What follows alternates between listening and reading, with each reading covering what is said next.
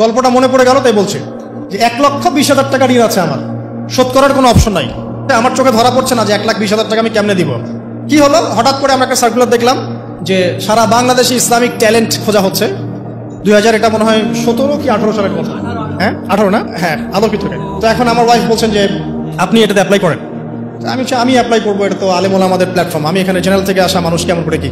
তো সে বলছে না, আপনি পাবেন ইনশাল্লাহ, আপনি পড়াশোনা করেন ইনশাল্লাহ পারবেন। তো আমি দেখছি আগে প্রাইস কি আছে, কষ্ট তো করবো, আগে পুরস্কারটা কি। তো পুরস্কারটা দেখছি যে একটা ওমরা করাবে। ওমরা করা তো যে কারোর জন্য একটা স্বপ্নের ব্যাপার না। আর লেখা আছে যে ফার্স্ট প্রাইস 3 লাখ টাকা, second prize 2 lakh, third price হচ্ছে 1 লাখ টাকা। তো সেটা আচ্ছা ঠিক আছে।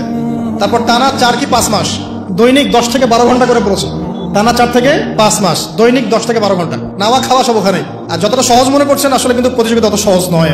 যে কোনো জায়গা থেকে প্রশ্ন আসতে পারে, আকিদা, সিরাত, ইতিহাস, এটা ওইটা অনেক টপিক, প্রায় 36টা বিভাগ আছে। তো আলহামদুলিল্লাহ কিভাবে জানি আস্তে আস্তে উঠতে পারলাম। গিয়ে দেখলাম যে হ্যাঁ টিভি রাউন্ডে চলে গেছি। আমি তেমন কিছুই করি নাই, আমি শুধু পরিশ্রম করেছি, আল্লাহর কাছে বেশি থেকে বেশি দোয়া করেছি যে আল্লাহ আমার ঋণ আছে, ঋণ শোধ করতে হবে একটা।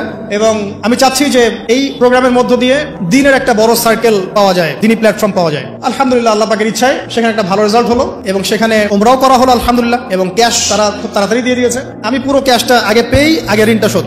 এখন এই সময় কিন্তু আমি দোয়াটা করেছি, আল্লাহুম্মা কফিনি বিহালালিকা আন হারামিক ওয়া আগনিনি বিফাদলিকা আম্মান সিওয়াক। দেখেন আমি কিন্তু জানতামও না এমন কোনো প্রতিযোগিতা হবে, আমি সেখানে পার্টিসিপেট করব, ওই ওসিলায় উমরা করব, ওই ওসিলায় আবার ঋণও শোধ হবে, আমার কিন্তু মাথা ছিল না। এটাই হচ্ছে আল্লাহ পাকের সেই আয়াত, ওয়া মান ইয়াত্তাকিল্লাহ ইয়াজআল লাহু মাখরাজা। আল্লাহ পাককে যে ভয় করবে আল্লাহ পাক তার জন্য রাস্তা খুলে দিবেন ইনশাআল্লাহ। ওয়া ইয়ারযুকুহু মিন হাইসু লা ইয়াহতাসিব। এবং এমন উৎস থেকে আল্লাহ পাক রিজিক দিবেন যেটা সে কল্পনাও করতে পারে না। এটা আল্লাহ পাক তাওয়াক্কুল রাখেন। জাস্ট ওই ইসমাঈল আলাইহিস সালামের মায়ের মতো হাজরা আলাইহিস সালাম ইব্রাহিম আলাইহিস সালামকে বলছেন আপনি আমাকে এখানে ছেড়ে যাচ্ছেন কি জন্য? ইব্রাহিম বলছেন আল্লাহর আদেশে। তখন তিনি বলছেন তাহলে আল্লাহ আমাকে ফেলে দিবেন ইনশাআল্লাহ। সেই মায়ের গর্ভ থেকে ইসমাইলের মতো সন্তানের জন্ম হলো, যেই সন্তানকে বাবা বলছে যে আমি তোমাকে জবাই করছি, স্বপ্নে দেখেছি, ফানজুর মাযা তারা, তোমার রায় কি? সে বলছে ইয়া আবাতি ফাআল মা তু'মার, আপনাকে যে আদেশ করা হয়েছে আপনি সেটাই করেন, সাতাজিদুনি ইনশাআল্লাহু মিনাস সাবিরিন, ইনশাআল্লাহ আপনি আমাকে ধৈর্যশীল পাবেন। দেখেন কোন মায়ের গর্ভ থেকে কোন সন্তান। তাকে কি বাবা মানুষ করেছিলেন? না, তাকে তার মা মানুষ করেছে। ওই রকম তাওয়াক্কুলকারিনী হাজরা আলাইহিস সালামের মতো মা যদি ঘরে ঘরে থাকে, বোন আর স্ত্রী ঘরে ঘরে থাকে, তখন ইসমাইলি প্রজন্ম আসবে ইনশাআল্লাহ। আর আমাদের মতো এই যে এখন দেখছেন না কি হচ্ছে, মারামারি, কাপড় খোলা, কাপড় ছোট, ব্লাউজ সারাসারি, কি চলছে মাশাআল্লাহ, কি যে চলছে ভাই জগতে। এখন বলতেও গাগিনগিন করে, ভাবতেও গাগিনগিন করে। মানে কিছু নসিহত করবো এটা তো মন থেকে একটা বাধা চলে আসে, আসলে কি করব কি বলবো। মানে একটা বিষয় থাকে না যে পরিস্থিতি এমন খারাপ যে কথা বলার ভাষ্য থাকে না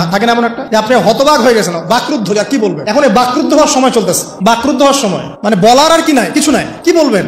আস্তে আস্তে কাপড় খুলতে এখন বিকিনি পরে ঘুরতে চায়। বলা যায় কয়দিন পর বিকিনি পরেই ঘুরবে। দেখেন ওরা চায় যে পশ্চিমারা যেমনে চলে অমনেই চলুক সবাই।